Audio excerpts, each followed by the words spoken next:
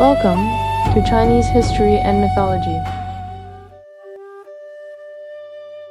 Hey friends, welcome back to Chinese History and Mythology.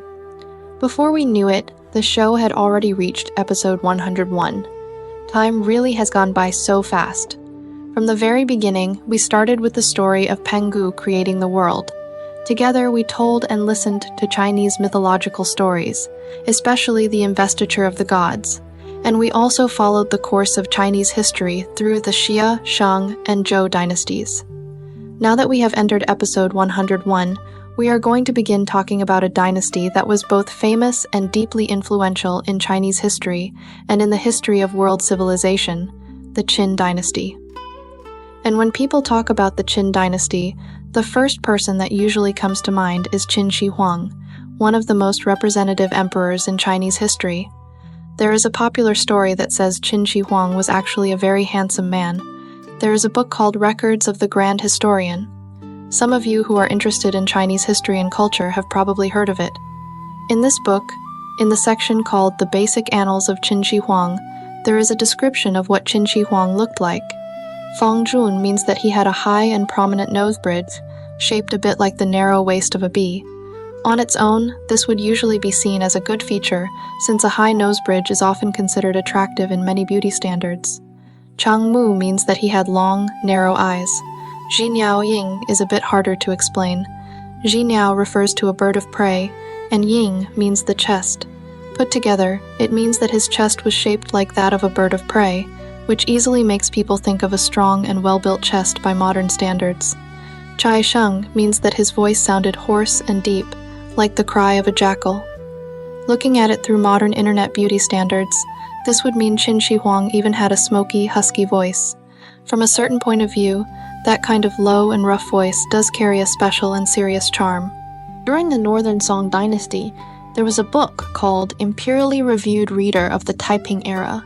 In that book, Qin Shi Huang was described like this: a tiger mouth, a sun-shaped forehead, large eyes, a high nose, a height of 8 qi and 6 kun, and a large 7-way frame. A tiger mouth means a large mouth.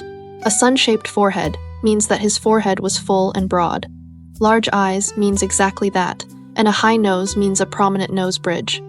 Then there is the line, a height of 8 qi and 6 kun. In the Qin dynasty, 1 qi was about 23.1 centimeters.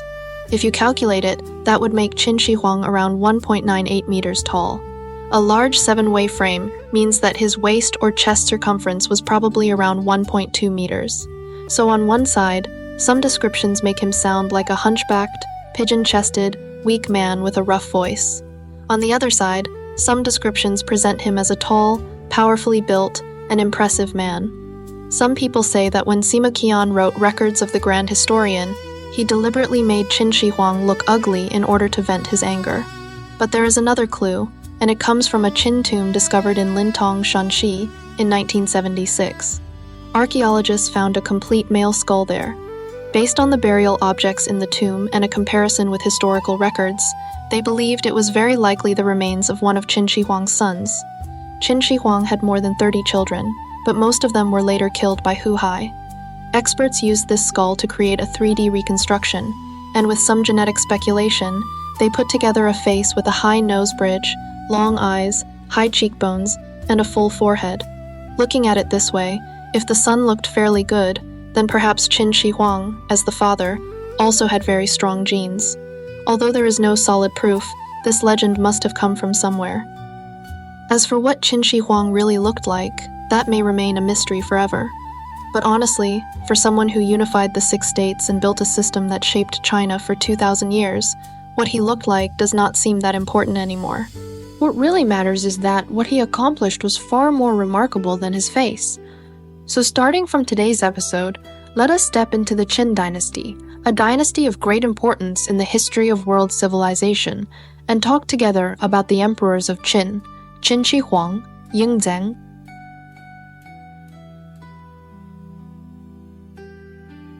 The name Qin Shi Huang really does sound fitting. His personal name was Ying Zheng. If you break the sound of his name apart in Chinese, it can be understood as winning in politics. And honestly, after being tested by history, later generations like us have to admit that Qin Shi Huang, Ying Zheng, really was a winner when it came to politics. Let me ask you a question. If you look through the full 5,000 years of Chinese history, why do people say that there were only two people who truly changed China's original setting, and that Ying Zheng was the first one? If Ying Zheng's greatness in history was simply that he united the 6 states, then was Genghis Khan's empire not big enough? He had almost half the world under his feet. But in the end, when the Mongol Empire broke apart, it really did break apart, and almost nothing was left of it. Even though Ying Zheng's Qin dynasty only lasted for a short 15 years, and in the end, Xiang Yu burned his palaces while Liu Bang cursed Qin Shi Huang as a cruel ruler, logically speaking, once the next dynasty rose, everything from Qin should have disappeared with it. But then, something strange happened. Even though Liu Bang won the world and founded a new dynasty, the result was still that he almost governed the Han dynasty into collapse. When many people think of Qin Shi Huang, a few very strong labels immediately come to mind: unifying the 6 states, building the Great Wall, burning books and burying scholars, the terracotta army, tyrant, emperor. But when all of these labels are placed together, they can actually hide the most important thing. The most remarkable thing about Qin Shi Huang was not just that he won wars, and not just that he founded a short-lived dynasty. It was that he did something much deeper. He was the first to install a complete foundational system for the unified political structure that would shape China for the next 2,000 years. Later, this system went by different names, and many dynasties repaired and adjusted it over time. Some dynasties even cursed Qin with all their might, yet in reality, they still continued to operate within the framework that Qin had left behind. The Qin dynasty only lasted 15 years, but the structure it created was astonishingly resilient. Even though Liu Bang later destroyed the Qin dynasty and began a completely new dynasty of his own, under his rule, the whole empire still became divided and unstable, and in the end, it almost collapsed. There was no other choice. He had to pick up Ying Zheng's system again, and he did not dare change a single word. When you hear that, it almost sounds absurd. A group of people fought desperately to overthrow a tyrant, only to sit down afterward and realize that without the rules this tyrant had set up, the whole country simply could not function. And it did not stop there. If you keep looking through Chinese history, the Sui dynasty used the Qin system, the Tang dynasty used the Qin system, and the Song dynasty still used the Qin system. Zhu Yuanzhang, according to the historical record, killed people without mercy and hated the previous dynasty to the core. But guess what he used after becoming emperor? Basically, he still used the Qin system. Even the Qing dynasty, a group of people from beyond the passes who rode into the central plains on horseback, eventually put on Ying Zheng's clothes honestly and obediently. Someone once said a very honest thing. For 2,000 years of government, even though Qin Shi Huang no longer took part in politics, he was still ruling over politics. In other words, even though the Qin dynasty only lasted 15 years, 15 years was enough, because he did not simply build a dynasty. He installed a system on this land that could never truly be removed. And although 2,000 years later, someone took this idea to a level far beyond anything Ying Zheng could have imagined, that is a story for later. But Qin Shi Huang, Ying Zheng, really did use his rule to make China achieve its first true factory reset in history. In human history, the common ending for great empires is not continuity, but fragmentation. After the Roman Empire collapsed, Europe never naturally grew back into one unified empire. After the Ottoman Empire broke apart, the Middle East has continued to suffer from fragmentation even today. An empire is often like a pile of broken pieces pressed together by outside force. Once that pressure is gone, the pieces immediately spring back to their original state. So why was China different? Of course, this was not the achievement of one person alone. But the starting point was Ying Zheng. In those short 15 years, he made at least 3 major cuts, and every one of them struck directly into the bones of this land. Let us first turn the clock back to the Zhou dynasty. As time went on, the power of the Zhou king grew weaker and weaker, while the power of the feudal lords grew stronger and stronger. No one was willing to submit to anyone else, and this led to hundreds of years of chaos. This chaotic period is usually divided into two stages, the Spring and Autumn period and the Warring States period. You can think of the Spring and Autumn period as a time when people still followed at least some rules. Before going to war, they would still perform formal rituals first. There were conflicts, of course, but on the surface, there was still a kind of aristocratic dignity. But by the time of the Warring States period, it had become completely naked competition for survival. It was like a giant arena, and only the 7 strongest states could survive, while all the others were swallowed up. These 7 most powerful states were later called the 7 Warring States. They were Qi, Chu, Yan, Han, Zhao, Wei, and Qin. These 7 states were spread across different parts of what is now China, and each one had its own cultural character. For example, the state of Qi in the east was close to the sea. Its commerce was highly developed, and its people tended to be more open-minded. It was also home to one of the great academic centers of the time, and many philosophers liked to go there to teach. The state of Chu in the south had a vast territory and a humid climate, and its culture was full of romantic color. Its people believed strongly in spirits and gods, enjoyed singing and dancing, and wore splendid clothing. Their style was very different from that of the Central Plains. In the middle were the 3 states of Han, Zhao, and Wei. These 3 had split off from an older great state. They were located in the heart of the Central Plains, where transportation was convenient, but they were also the most exposed to attack. Because of that, the people of these 3 states were usually very calculating, and especially skilled in diplomacy and political strategy. The state of Yan in the north was close to the cold frontier, and its customs were relatively tough and fierce. And the Qin state, the main character of our story, was located far in the west, in what is now roughly the Shanxi region. For a long time, the 6 states in the east looked down on Qin. They thought the people of Qin were only half civilized and almost barbaric, because Qin was close to the western nomadic peoples, and its way of life mixed in many elements of nomadic culture. For example, they preferred martial strength more, and they cared more about practical benefits rather than all the elaborate rituals valued by the eastern states. This cultural difference actually laid the groundwork for later unification. Because Qin did not carry the heavy burden of old traditions, it was more willing to This meant that if one person committed a crime, the neighbors and family members who knew about it but did not report it would also be punished.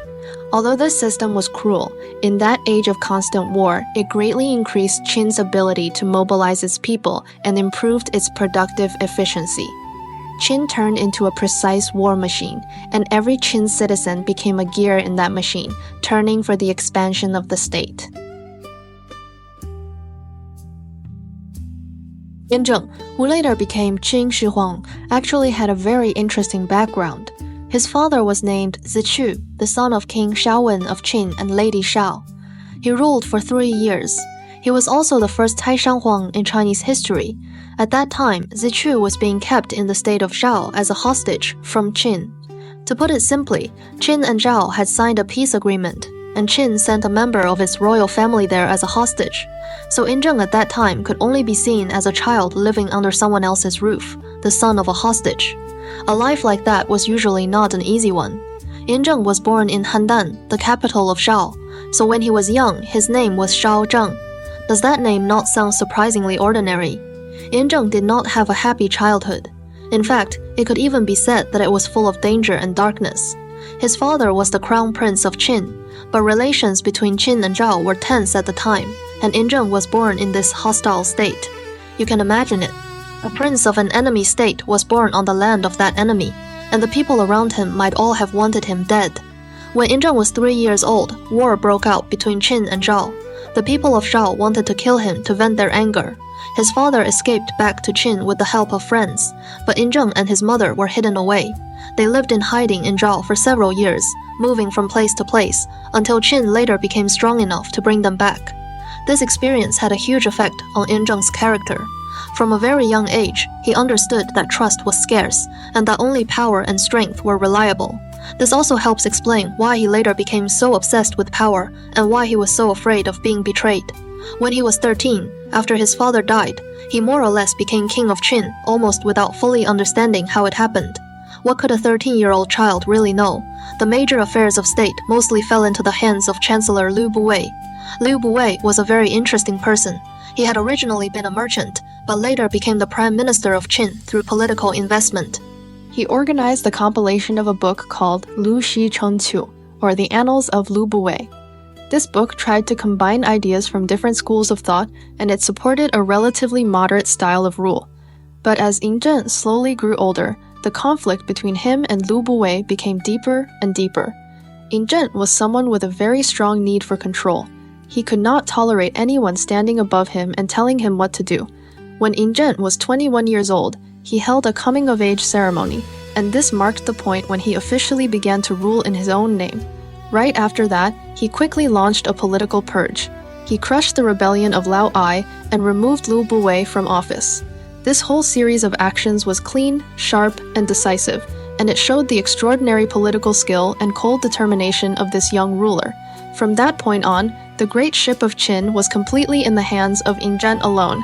He was no longer satisfied with simply being the king of Qin. His eyes were now fixed on the whole world under heaven. From then on, Yin Zhen began carrying out his plan to sweep away the 6 states.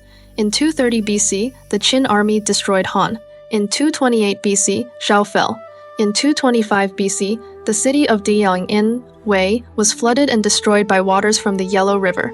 In 223 BC, Qiu, that great giant of the south, was also defeated. In 222 BC, the little territory that remained of Yan and Zhao was wiped out. And by 221 BC, the last state, Qi, barely even fought at all. As soon as the Qin army arrived, the king of Qi surrendered directly. In 10 years, Yin Zhen swallowed up the 6 states east of the mountains, one by one. That year, Yin Zhen was 39 years old. After this, China was officially born as a unified political entity. Yin Zhen believed that his achievements had already gone beyond those of the legendary 3 sovereigns and 5 emperors, and that the ordinary title of king was no longer worthy of him. So he created a new title, emperor. Huan represented greatness and brilliance, and Dai represented supreme sacred authority. Yin Zhen called himself the first emperor, which meant the first emperor in history. This is also why the rulers of later dynasties all called themselves emperor. The creation of this title was not simply a change of name. It represented the establishment of a new political order. In earlier times, the son of heaven of the Zhou was the shared ruler of the feudal lords, but those lords were independent within their own territories. Now, however, the emperor was the one and only master of all under heaven, and in theory all land and all people belonged to the emperor. From that point on, this idea of great unification became deeply rooted in the hearts of the Chinese people. Even today, protecting the unity of the country is still seen as the highest political ethic, and that can all be traced back to this decision made by Qin Shi Huang. After unifying the land, Qin Shi Huang faced a huge challenge. How could he govern such a vast empire? Before Qin Shi Huang, China did not begin as a unified empire. More accurately, in earlier times, what people identified with was the idea of all under heaven, not the modern idea of a nation-state. All under heaven was not a modern national concept with clearly marked borders on a map. It was more like an imagined political and civilizational center. Whoever had the right to lead the rituals, arrange order, define proper rules, and coordinate the feudal lords was the center of all under heaven. After the Western Zhou was established, the Zhou dynasty adopted the feudal system. Put simply, the Son of Heaven gave land, population, and governing authority to members of the royal family, meritorious officials, and feudal lords, allowing them to establish their own states in different regions and govern those places on behalf of the king. At first, this system had its own logic, because in those early times, transportation was slow and communication was poor. The central court had no way to directly govern the whole realm, the way a modern government can. So dividing power and allowing a group of people with blood ties or political ties to the royal house to maintain order was a very practical method at the time. But the feudal system had one natural weakness. It depended too heavily on family ties, loyalty, and shared recognition of ritual order. One generation could still act out of personal feeling. 2 generations later, there was still some connection, but after the 3rd or 4th generation, blood ties became weaker and interests became harder. You obey me because I am the Son of Heaven. But once the local feudal lords had built up their power over several generations, with their own armies, nobles, finances, and lands, they would begin to look more and more like small, independent states rather than regional offices. So by the spring and autumn period and the warring states period, the lords who had once nominally honored the Zhou king gradually became strong states that were independent in reality. The authority of the Zhou king became more and more empty, and what truly decided the future was the competition among the states of Qi, Chu, Yan, Han, Zhao, Wei, and Qin. Qin Shi Huang, Yingzhong, believed that if he continued to use the Zhou feudal system and divided the land among relatives and meritorious officials, then a few hundred years later those feudal states would certainly begin fighting again, just as they had in the Warring States period, and all the work of unification would have been wasted. So what exactly did Qin Shi Huang do that allowed a dynasty which lasted only 15 years to leave behind an echo that lasted for 2,000 years? If we put this complicated history in a more direct way, he made several cuts into the very bones of this land, and every one of those cuts went especially deep. The first cut was the unification of writing. First, we need to make one thing clear. This does not mean that Qin Shi Huang invented Chinese characters. Chinese characters had already existed long before him, developing step by step from oracle bone script to bronze inscriptions, and then to seal script. But during the spring and autumn period and the Warring States period before the Qin dynasty, the different feudal states were all using writing systems that came from the same origin. The problem was that after the long division of the Warring States period, the form of characters, writing habits, document rules, and official written usage became more and more different from one state to another. Today, when we look at written materials from the Warring States period, we can see that the very same character could be written in very different ways in different states. At the time, this was highly inconvenient. The passing down of government orders, the keeping of records, legal documents, tax statistics, and commercial exchange all became difficult. If the systems used by different states were too different, then every time people tried to communicate, it was almost like having to learn a new language. So after Qin unified the realm, it promoted the policy of writing with the same script, using small seal script as the standard form of writing, while also gradually developing the clerical script system that was more practical for official administration. The meaning of this was far more than simply making everyone write more neatly. It meant that people across the empire began to share one common system of symbols. The impact of this was often much deeper than foreign readers may imagine. That is because whether a civilization can remain unified for a long time does not depend only on armies. It also depends on memory. The words people speak can be different. Local accents and spoken languages can vary greatly from place to place. But if the words written by hand can still be recognized by each other, then laws, classics, family genealogies, contracts, household records, and historical texts can all move across regions. Later on, China was able to contain a great number of dialects, accents, and even contact between different languages over a long period of time. But it did not naturally split along spoken language lines into dozens of completely different written nation-states the way Europe did. And one important reason for that was the continuity of its writing system. To put it even more directly, the unification of writing was not about forcing people to be silent. It was about making later generations use the same system to record events, keep accounts, write letters, and read books, so that they increasingly came to share one civilizational memory. I believe many of you have had this kind of experience. When you travel in Europe, French people write in French, Germans write in German, Italians write in Italian, and even in nearby countries, although the distance between them may be very short, they still have their own separate languages. During travel, does that not often feel very inconvenient? Even though most European languages belong to the Indo-European family, after hundreds of years the distance between them grows deeper and deeper, and it becomes very hard for them to form one unified political entity again. But in China, because Qin Shi Huang unified the writing system, no matter how local accents changed later, and no matter how dynasties rose and fell, as long as people picked up a brush, they were writing the same characters. This kind of cultural cohesion is something no military force can destroy. This is also one of the important reasons why, although China experienced many periods of division in its history, it was still able in the end to move back toward unity. Once written language was unified and everyone was able to read it, then laws, classics, family genealogies, contracts, household records, and historical texts could all circulate across regions. Later on, China could continue for a long time to contain many dialects, accents, and even contact between different languages, and the continuity of its writing system was one of the most important reasons why. The second cut made by Qin Shi Huang, Yin Zheng, fell on the politics of the nobility. He pulled the old noble political order out by the roots. Before Yin Zheng, the Zhou dynasty's feudal logic had, in many ways, led the dynasty into division and collapse. The most tempting thing about the feudal system was that it seemed very natural and very human.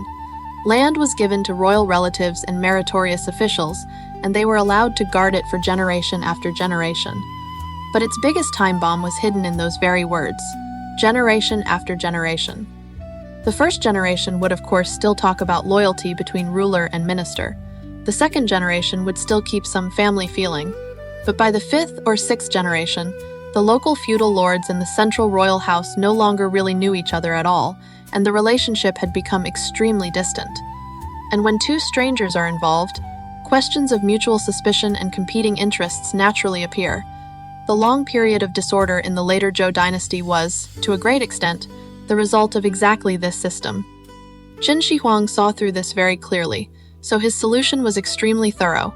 His answer was both brutally harsh and completely direct. He would not grant out even a single piece of land. He divided the realm into 36 commanderies and later increased the number to 46. Under the commanderies came counties, and under the counties came townships, ting, and lai.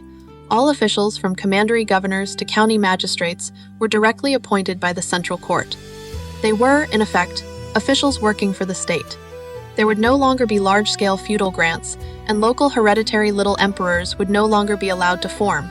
Instead, he put the commandery county system into place. The whole realm was divided into commanderies, and under them were counties. Local officials were appointed, evaluated, transferred, and removed by the center. Yin Zheng fixed the idea of centralized rule in place through the commandery county system. This sounds like administrative technique, but in reality, it was the deepest restructuring in the history of Chinese politics, because it meant that local power no longer naturally belonged to a certain family. It was only temporarily entrusted to state officials. The land was not your hereditary fief, and the office was not your family property. One order from the court could remove you at any time. Hidden inside this system was a kind of self-healing function. Under the commandery county system, any separatist rule was naturally illegitimate. Even if the whole realm fell into chaos, everyone understood one thing very clearly. If you claimed kingship and carved out your own power, it was only temporary. It was irregular, and sooner or later it would be put down. Meanwhile, unity always stood on the moral high ground. Yin Zheng's institutional design made division forever carry a sense of being improper and lacking true legitimacy. Of course, this system also had its own problems. It could be highly oppressive, rigid, and it could strip local regions of their autonomy. But at the same time, it produced one very powerful result. Any attempt to cut land away from Qin's unified rule and turn it into a separate power became illegitimate. In other words, the commandery county system did not simply improve efficiency, it also reshaped the source of political legitimacy. Unity gradually became the normal state, while division became a state of disorder. Later, Chinese people often said, "After long division, there must be reunion." Many people think this is only a historical reflection, but behind it there is actually a very deep institutional foundation. Because after Qin, the administrative imagination of unity, the legitimacy of unity, and the cultural imagination of unity all became stronger and stronger. Any divided regime carried a sense of being temporary, irregular, and bound to be gathered back in sooner or later. The third cut was currency and weights and measures. Writing unified people's minds, and the commandery county system unified power. But there was still another kind of distance, the most basic and the most deadly one, physical distance. For ancient states, physical distance itself was often the greatest force of division. There were no telephones, no telegraphs, no railways, and no internet. From the capital to the frontier, the speed of sending information was unbelievably slow. From Xianyang to the edge of the empire, even a fast horse needed more than half a month. By the time a central order reached Lingnan, it was already far too late. Qin Shi Huang understood this very clearly, and Yin Zheng's solution was simple and direct: build roads. He ordered the construction of imperial roads centered on Xianyang, spreading out in all directions and reaching every corner of the empire. How wide were these roads? 50 bu, which would be around 60 or 70 meters today. Trees were planted on both sides of the road, and relay stations were set up at intervals. These relay stations were a bit like the motels of today, places where travelers could stop, rest, and spend the night. After unification, Qin built roads on a massive scale, connected transportation routes, and standardized the width of wheel tracks. Many people only understand this as a military convenience, meaning that if a rebellion broke out somewhere, troops could be sent there quickly. Of course, that is true. But on a deeper level, it truly connected the economy and administration into one whole. Once the roads were open, tax transport became smoother, official documents moved faster, merchants and travelers came and went more often, and the dependence between different regions became much stronger. Salt, iron, and grain from one place could circulate across a much wider area. Unity was no longer only the emperor's command. It gradually became part of the everyday interests of ordinary people. Just think about it. When a farmer in one region could not do without the salt from Qi, and when a fur trader from Yan could only get a good price by selling in Chu, then they were already tied together by an invisible chain. So who would really want to split the country apart? The first people to jump up against that idea would not even be the court. It would be the merchants and ordinary people whose livelihoods depended on trade across regions. If the country split and fell into chaos, where would my salt come from? And where would I sell my grain? Unity was no longer just the order of a ruler. It became the direct personal interest of every ordinary person, and that was more effective than 10,000 imperial decrees. This kind of economic interdependence made the cost of division extremely high. If one region wanted to break away, it would not only face military attack from the center, but also the collapse of daily life caused by economic blockade. This design made unity a self-strengthening process. The longer it lasted, the tighter the connections between regions became, and the smaller the chance of division became. On the surface, Qin Shi Huang, road-building policy looked like nothing more than hard and cold construction work. But in reality, it was laying the foundation for the everyday life of a unified empire. Think back to the Warring States period. Some states used shells as money, some used knife-shaped coins, and some used spade-shaped coins. Their weight and metal quality were also different. This made business very troublesome for merchants, because every time they entered a new state, they had to exchange money. It is a bit like traveling in Europe today. Every time you enter a new country, you need to change into the local currency. Does that not make travel feel very inconvenient? Qin Shi Huang, was a very remarkable emperor. He had already thought of this problem thousands of years ago, so he ordered the use of a single type of coin, the round bronze coin with a square hole in the middle. This kind of coin was easy to carry and easy to cast, and it later became the standard form of Chinese currency for more than 2,000 years. But unifying the currency alone was not enough. He also standardized length, volume, and weight. Before that, how long a chi was, or how much a du measured, depended on the standards of each state. Now the whole country used one standard. This was essential infrastructure for taxation, trade, and engineering. Just imagine, if every country in Europe today had a different definition of what a kilometer was, then how could highways and railways connecting those countries ever be built? What Qin Shi Huang did was to lay down a standardized operating system for this huge Qin empire. Qin Shi Huang paid great attention to infrastructure. Besides promoting road construction, he also unified the width of wheel tracks and required the distance between the wheels to be 6 chi, so that the wheel ruts on the road would all be the same, and carts could move more smoothly and break down less easily. It was a bit like the standardization of railway gauge today, and it greatly improved the efficiency of transport and logistics. These things may sound trivial, but it was exactly these seemingly small details that tied the daily lives of the people of the whole realm into one single rope. After these 3 cuts were made, China was no longer just an empire being held together by force. It became a civilization that could repair itself.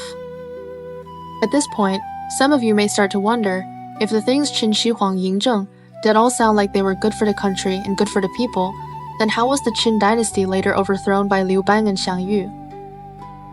The problem was that Qin Shi Huang also did 2 things that were highly controversial at the time, building the Great Wall and burning books and burying scholars.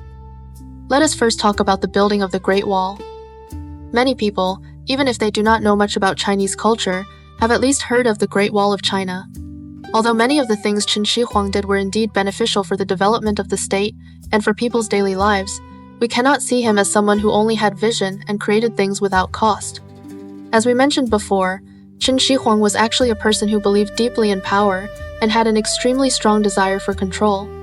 The reason the Qin dynasty could rapidly gather strength and accomplish these things was precisely because it placed extreme emphasis on state power and obedience. But this also created new problems. Forced labor was heavy, taxes were far from light, and the military merit system and legal system both carried a strong sense of oppression. Behind those grand projects, the building of palaces, the imperial tomb, the Great Wall, and the imperial roads, there was the labor and sacrifice of huge numbers of ordinary people. Not to mention that historical records also say that in his later years, Qin Shi Huang became obsessed with seeking immortals, going on imperial tours, and pursuing eternal life. All of this increased the financial and social burden of the empire, and for exactly these reasons, the Qin dynasty collapsed very quickly after his death. The uprising of Chen Shang and Wu Guang did not appear out of nowhere. It showed that the burden of Qin rule on ordinary society had already reached its limit. Actually, building roads is something we can understand. It was for economic development and military movement. So then, why did Qin Shi Huang want to build the Great Wall? Before Qin Shi Huang, the northern states of Yan, Zhao, and Qin had already each built parts of a wall to defend against raids from nomadic peoples. These walls were broken and disconnected. After Qin Shi Huang unified the 6 states, the Xiongnu in the north became the greatest threat. The Xiongnu were a nomadic people living on the Mongolian plateau. They rode horses and shot arrows, moving as fast as the wind. They often raided villages and common people, causing serious damage to agricultural life. In order to protect the safety of agricultural civilization, Qin Shi Huang sent an army of 300,000 men north to strike the Xiongnu and recover the Hetao region. The method really was simple and direct, but it also worked very quickly. The basic message was this: if you dare disturb the lives of my people, I will send an army to destroy your kingdom. After that, Qin Shi Huang ordered the northern walls of the old states to be linked together, expanded, and repaired, forming the Great Wall that stretched from Lintao in the west to Liaodong in the east. In fact, at that time, the Great Wall was not just a wall. It was a complete defense system, including beacon towers, passes, and military fortresses. The beacon towers were used to send signals. Once enemy movement was discovered, smoke would be raised during the day and fire lit at night, so the news could quickly reach the rear. The building of the Great Wall blocked the cavalry of the nomadic peoples, protected the stability of the agricultural society in the Central Plains, and also left behind for later generations a magnificent and highly recognizable historical structure. But such a huge project, in an age when almost everything had to be done by human labor, made the building of the Great Wall a nightmare for many ordinary people. A single blue brick used in the Great Wall weighed about 6 to 10.5 kilograms, and that is not even counting the larger stones. It is said that the largest stone discovered so far, a long rectangular one, weighed around 1,000 to 1,500 kilograms by itself. You can imagine it. In an age without machines, moving bricks weighing over 10 jin and huge stones weighing thousands of jin up steep mountain ridges depended entirely on human labor, crowbars, rolling logs, and sometimes animals. This method of construction was extremely difficult, and for the workers moving the stones, it was extremely dangerous. When we talk about the Great Wall, we always call it the Great Wall of 10,000 li. So to build such a wall stretching 10,000 li, a huge number of people would obviously be needed. Later, there was a famous legend called Lady Mengjiang Weeps at the Great Wall. The story roughly goes like this. On her wedding night, her husband Fan Ziliang was seized by government soldiers and taken away to build the Great Wall. Lady Mengjiang waited for him in misery for 3 years with no news at all, so she traveled a great distance and sewed warm cotton clothes for him stitch by stitch to bring to him. But after enduring many hardships and finally reaching the foot of the Great Wall, what she received was the terrible news that her husband had already died of exhaustion and that his bones had been buried inside the wall. She was overcome with grief and cried aloud in despair. She cried for 3 days and 3 nights, and even heaven and earth were moved. A section of the Great Wall suddenly collapsed, revealing her husband's remains. Of course, this is only a legend. But the reason it has been passed down for 1,000 years is that it truly reflects the tragedy of countless broken families. If we leave legends aside, the reality recorded in historical materials is even more brutal. Qin Shi Huang conscripted about 300,000 soldiers and more than 500,000 ordinary people. Over a period of more than 4 years, according to the records, more than 300,000 people were tortured to death. In other words, the death rate was more than 1/3. Of course, the Great Wall we see today was not built by Qin Shi Huang alone. According to historical records, the Northern Qi once mobilized 1,800,000 people to build the Great Wall in a single campaign. Later, during the Sui dynasty, Emperor Yang of Sui conscripted more than 1 million people and forced the construction of 200 li of wall in only 10 days, with more than half of them dying from exhaustion or illness. When you look at it this way, building the Great Wall in that age was not ordinary labor. It was extreme exploitation carried out through sheer human mass. Qin Shi Huang chose to build the Great Wall instead of continuing to campaign farther north, and there was strategic thinking behind that choice. When an agricultural people fought against nomadic peoples, the cost of supply and logistics was extremely high. Building the Great Wall as a defensive system was, in fact, a more economical and more sustainable choice. And the Great Wall really did protect the security of the frontier and the stability of agricultural production for a long period of time. But ordinary people at the time did not think about it that way. All they knew was that after their family members, husbands, and sons were taken away, they never came back. This great structure of world civilization, the Great Wall, was ultimately paid for by the flesh and blood of countless ordinary people. Every heavy brick, every stretch of wall, was soaked in the deepest suffering of ordinary people in that age. From one point of view, the Great Wall is actually a huge historical monument, one that remembers the countless lives who could not even leave their names behind.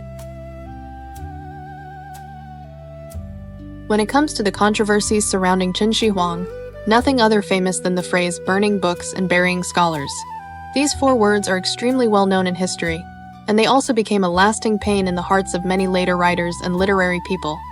Many people think this simply means that Qin Shi Huang burned some literary works that did not agree with his political ideas. But the real situation may have been more complicated than people imagine.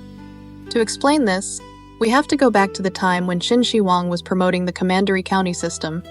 At that time, some Confucian scholars and learned men argued that the feudal system should be restored. They believed that the old institutions of antiquity were the right ones, and that the current reforms were going against tradition. In the eyes of Qin Shi Huang, these kinds of views were shaking the foundation of the state and creating ideological disorder. In order to unify thought and strengthen his rule, a man named Li Si suggested that copies of the Book of Songs, the Book of Documents, and the writings of the various schools held among the people should be burned, while only books on medicine, divination, and agriculture should be kept. At the same time, private discussion of these classics was forbidden. This led to what was then called the burning of books. Burning books and burying scholars was indeed an extremely painful disaster in the history of Chinese culture. If the building of the Great Wall was the destruction of the body, then burning books and burying scholars was the cutting off of the very veins of history and literature. The burning of books caused losses in literary history that are almost impossible to measure. By the end of the Western Han, when the state later carried out a count of books, only about 12,951 surviving texts or scrolls were recorded. What kind of number is that? It means that in the end, the literary works of a whole country were reduced to little more than the holdings of a single library. The Qin Empire was vast, with a population of about 20 million. Although the number of literate people was not high as a proportion, if every county handed in several hundred or even over 1,000 scrolls, then the physical books destroyed across the whole country could very well have reached hundreds of thousands or even millions of scrolls. These historical works did not only record the politics, military affairs, and diplomacy of the different states. They also contained a large amount of material on social customs, literary creation, and biographical writing. Even in later incomplete estimates of this burning of books, the number of categories of works destroyed may have been over 1,000. In other words, many literary works from before the Qin dynasty were permanently erased during this time.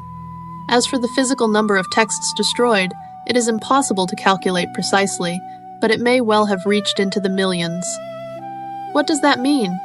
One act of literary destruction in the Qin dynasty was on the same scale as the losses caused during 1 year and 4 months of looting at the Old Summer Palace in the Qing dynasty by the Eight-Nation Alliance, that is, Britain, the United States, France, Germany, the Russian Empire, Japan, Italy, and Austria-Hungary.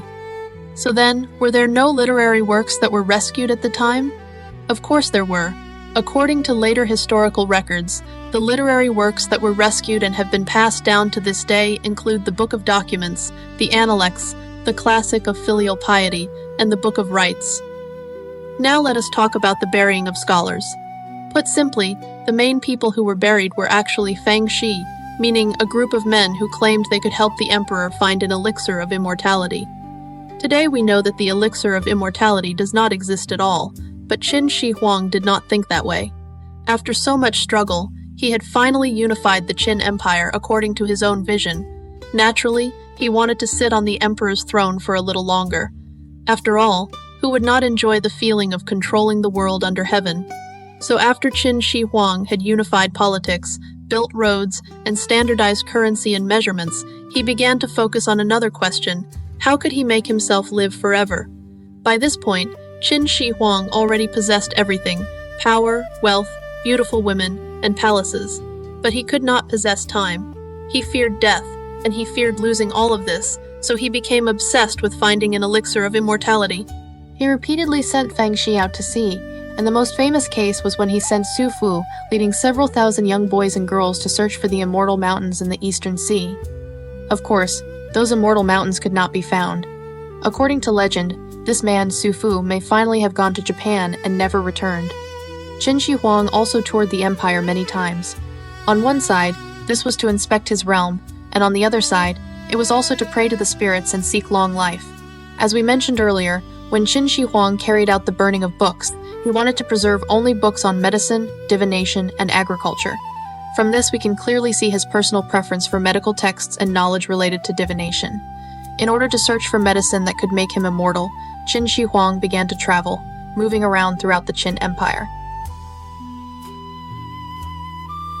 During Qin Shi Huang's inspection tours, his health grew worse and worse, and his temper became more and more violent. Every day he had to read a huge number of memorials written on bamboo slips, and he would not rest until he finished them. In our lives today, if we keep working at a very intense level for a long period of time, we all feel it is hard to keep going and need a chance to rest. Qin Shi Huang was the ruler of an entire state, so this kind of high-pressure work gradually exhausted his physical health. But there was another reason as well, and it was connected to his obsession with finding an elixir of immortality.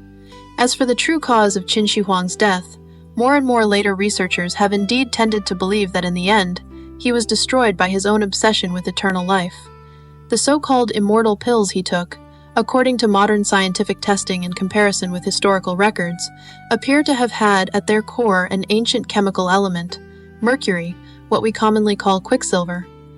Because Qin Shi Huang's obsession with immortality ran through the whole later part of his reign, a man named Han Tong once presented him with a magical substance called yuan shui, claiming that it had been refined from precious chicken blood stone and could make the human body everlasting. This made Qin Shi Huang, who was pursuing immortality, firmly believe in it, and he began taking this shining silver liquid for a long time. However, this so-called yuan shui was in fact liquid mercury, a substance with extremely active chemical properties. The archaeological findings from the mausoleum of Qin Shi Huang provide the strongest supporting evidence for this. From the end of the last century into the beginning of this one, archaeologists repeatedly measured the mercury content of the soil covering Qin Shi Huang's tomb mound and discovered a strong mercury reflection zone covering as much as 12,000 square meters. Experts determined that this was entirely the result of human activity. Even more astonishing, the underground distribution of this mercury closely matched the description in records of the Grand Historian that says, mercury was used to make the 100 rivers, the Yangtze, and the seas, showing patterns similar to the courses of the Yellow River and the Huaya River. This means that not only did Qin Shi Huang consume large amounts of mercury during his lifetime, but after death, he also brought huge quantities of mercury into his tomb, trying to continue ruling his mercury kingdom in another world. According to scholars' estimates, to create mercury distribution on such a scale in the underground palace, at least hundreds of tons of cinnabar, raw material, would have been needed. In our own age, with advanced medical technology, we know that mercury is a highly poisonous heavy metal. Even long-term intake of tiny amounts can gradually build up in the body and eventually cause severe damage to the nervous system, liver and kidney failure, and irreversible harm to brain function. From the perspective of modern medicine, since Qin Shi Huang took this substance for so long, his cause of death can almost be identified as a classic case of chronic mercury poisoning.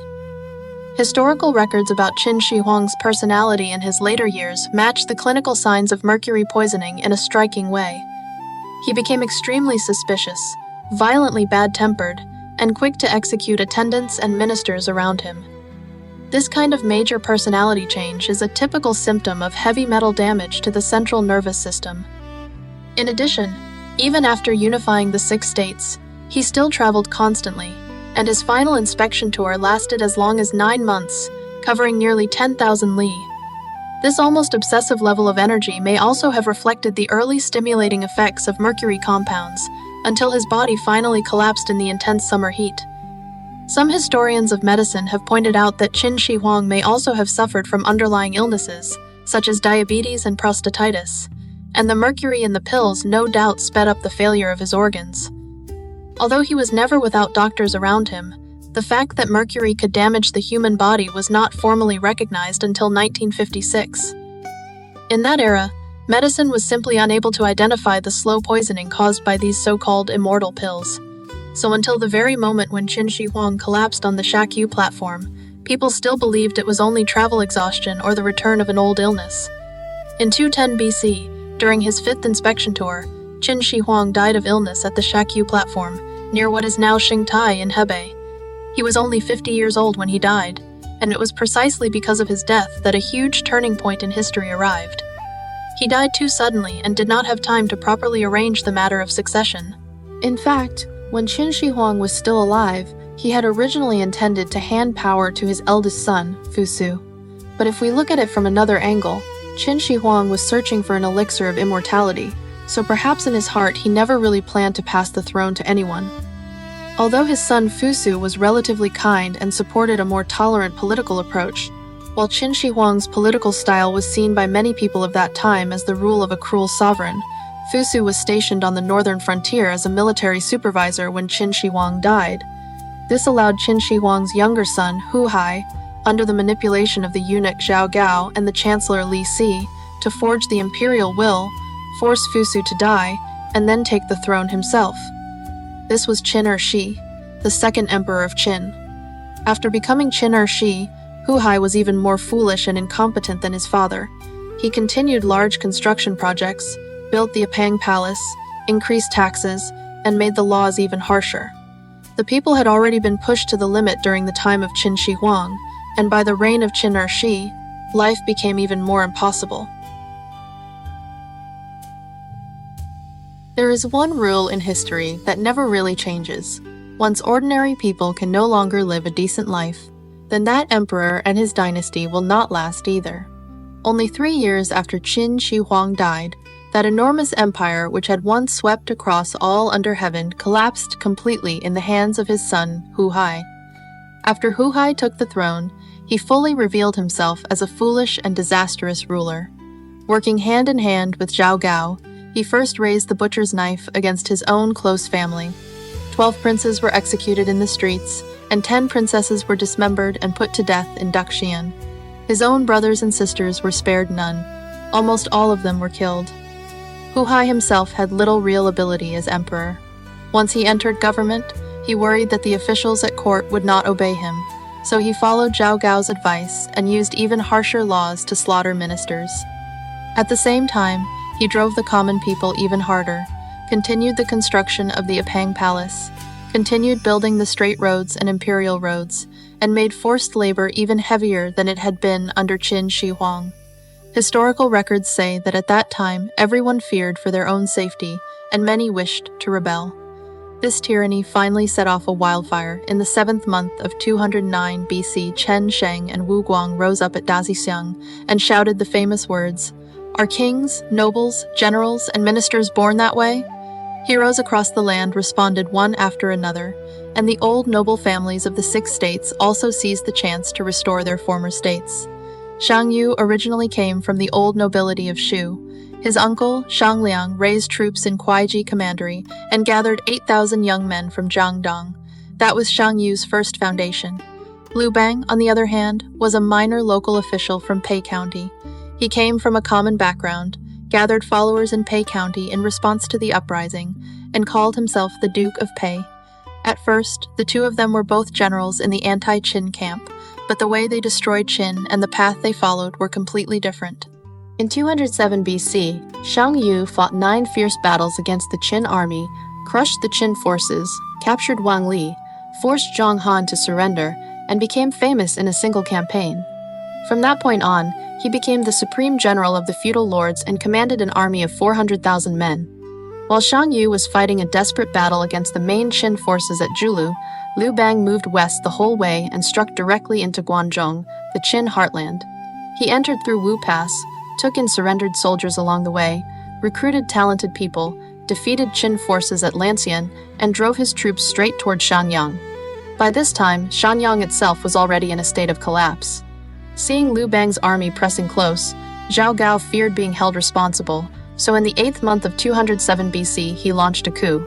He sent his son-in-law Yan Lei with more than 1,000 men to surround Wang Yi Palace, where Hu Hai was staying.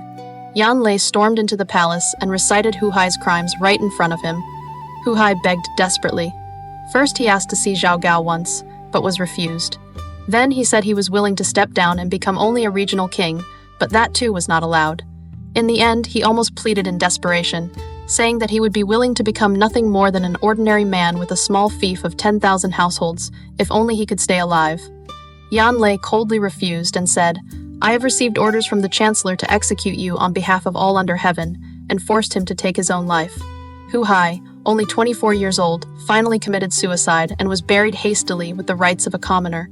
Only 46 days after his death, Liu Bang's army reached the gates of Shanyang.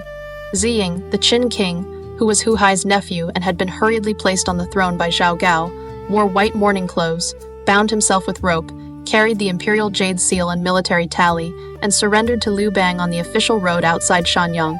At that time, Liu Bang did not kill him. Instead, he made the 3-point agreement with him, abolished the Qin dynasty's harsh punishments and severe laws, calmed the people, and then waited for Shang Yu to arrive. 1 month later, Shang Yu led a mighty army of 400,000 into Guangzhong. Because he deeply hated Qin Shi Huang for destroying Chu, he killed Ziying, who had already surrendered, along with his whole family line. He then carried out a great slaughter in Xianyang and set the Apang Palace on fire. The flames burned for 3 months without going out, and all the treasures in the palace were looted. At that point, this empire, which had existed for only 15 years, was completely destroyed. In the end, Liu Bang and Shang Yu brought it all to ruin without leaving anything behind. There is one rule in history that never really changes. Once ordinary people can no longer live a decent life, then that emperor and his dynasty will not last either. Only 3 years after Qin Shi Huang died, that enormous empire, which had once swept across all under heaven, collapsed completely in the hands of his son Hu Hai. After Hu Hai took the throne, he fully revealed himself as a foolish and disastrous ruler. Working hand in hand with Zhao Gao, he first raised the butcher's knife against his own close family. 12 princes were executed in the streets, and 10 princesses were dismembered and put to death in Duxian. His own brothers and sisters were spared none. Almost all of them were killed. Hu Hai himself had little real ability as emperor. Once he entered government, he worried that the officials at court would not obey him, so he followed Zhao Gao's advice and used even harsher laws to slaughter ministers. At the same time, he drove the common people even harder, continued the construction of the Apang Palace, continued building the straight roads and imperial roads, and made forced labor even heavier than it had been under Qin Shi Huang. Historical records say that at that time everyone feared for their own safety, and many wished to rebel. This tyranny finally set off a wildfire in the 7th month of 209 BC. Chen Sheng and Wu Guang rose up at Dazexiang and shouted the famous words, "Are kings, nobles, generals, and ministers born that way?" Heroes across the land responded one after another, and the old noble families of the 6 states also seized the chance to restore their former states. Shang Yu originally came from the old nobility of Chu. His uncle, Shang Liang, raised troops in Kuaiji Commandery and gathered 8,000 young men from Jiangdong. That was Shang Yu's first foundation. Liu Bang, on the other hand, was a minor local official from Pei County. He came from a common background, gathered followers in Pei County in response to the uprising, and called himself the Duke of Pei. At first, the two of them were both generals in the anti-Qin camp, but the way they destroyed Qin and the path they followed were completely different. In 207 BC, Shang Yu fought 9 fierce battles against the Qin army, crushed the Qin forces, captured Wang Li, forced Zheng Han to surrender, and became famous in a single campaign. From that point on, he became the supreme general of the feudal lords and commanded an army of 400,000 men. While Shang Yu was fighting a desperate battle against the main Qin forces at Julu, Liu Bang moved west the whole way and struck directly into Guangzhong, the Qin heartland. He entered through Wu Pass, took in surrendered soldiers along the way, recruited talented people, defeated Qin forces at Lantian, and drove his troops straight toward Shenyang. By this time, Shenyang itself was already in a state of collapse. Seeing Liu Bang's army pressing close, Zhao Gao feared being held responsible, so in the 8th month of 207 BC, he launched a coup. He sent his son-in-law Yan Li with more than 1,000 men to surround Wang Yi Palace, where Hu Hai was staying. Yan Li stormed into the palace and recited Hu Hai's crimes right in front of him. Hu Hai begged desperately. First he asked to see Zhao Gao once, but was refused. Then he said he was willing to step down and become only a regional king, but that too was not allowed. In the end, he almost pleaded in desperation, saying that he would be willing to become nothing more than an ordinary man with a small fief of 10,000 households, if only he could stay alive. Yan Li coldly refused and said, "I have received orders from the chancellor to execute you on behalf of all under heaven," and forced him to take his own life. Hu Hai, only 24 years old, finally committed suicide and was buried hastily with the rites of a commoner. Only 46 days after his death, Liu Bang's army reached the gates of Shenyang. Ziying, the Qin king, who was Hu Hai's nephew and had been hurriedly placed on the throne by Zhao Gao, wore white mourning clothes, bound himself with rope, carried the imperial jade seal and military tally, and surrendered to Liu Bang on the official road outside Shenyang. At that time, Liu Bang did not kill him. Instead, he made the 3-point agreement with him, abolished the Qin dynasty's harsh punishments and severe laws, calmed the people, and then waited for Shang Yu to arrive. 1 month later, Shang Yu led a mighty army of 400,000 into Guangzhong. Because he deeply hated Qin Shi Huang for destroying Chu, he killed Ziyang, who had already surrendered, along with his whole family line. He then carried out a great slaughter in Shenyang and set the Yaping Palace on fire. The flames burned for 3 months without going out, and all the treasures in the palace were looted. At that point, this empire, which had existed for only 15 years, was completely destroyed. In the end, Liu Bang and Shang Yu brought it all to ruin without leaving anything behind.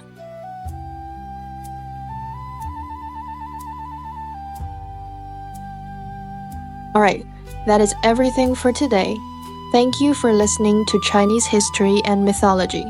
If you enjoy my show, please follow, like, and share it with the people around you. You are also very welcome to leave a comment on my blog and share topics you are interested in at bonniespodcasthandbook.blogspot.com. I am really looking forward to hearing from you. Alright, that is all for today's Chinese history and mythology. See you next episode.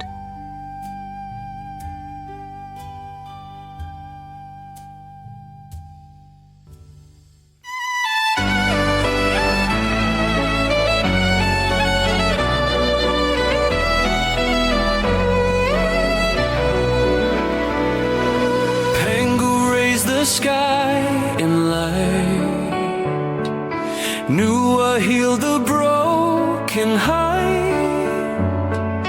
Fuxi traced the world's design.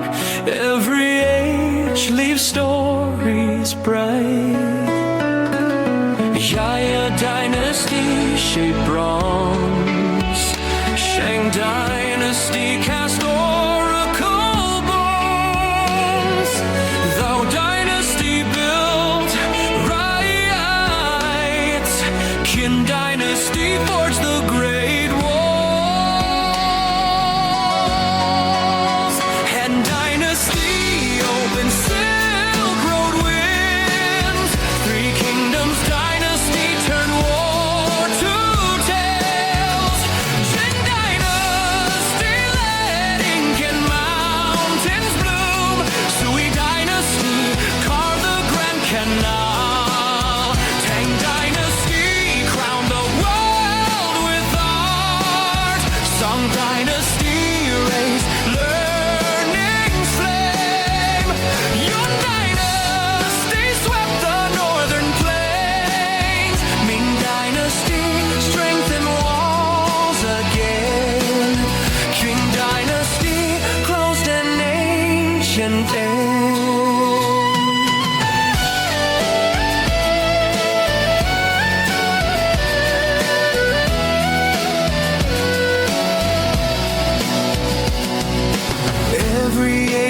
stories bright. History and myth ignite in endless light. China's history moves in mystery through the night. Footsteps of this land enchant the world in light.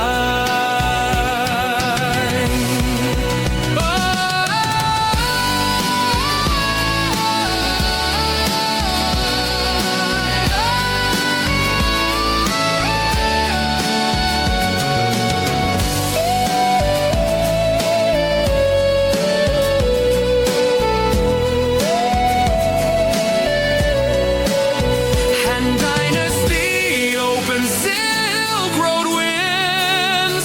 Three Kingdoms Dynasty turn war to tales. Qin Dynasty led ink and mountains bloom. Sui Dynasty carved the Grand Canal.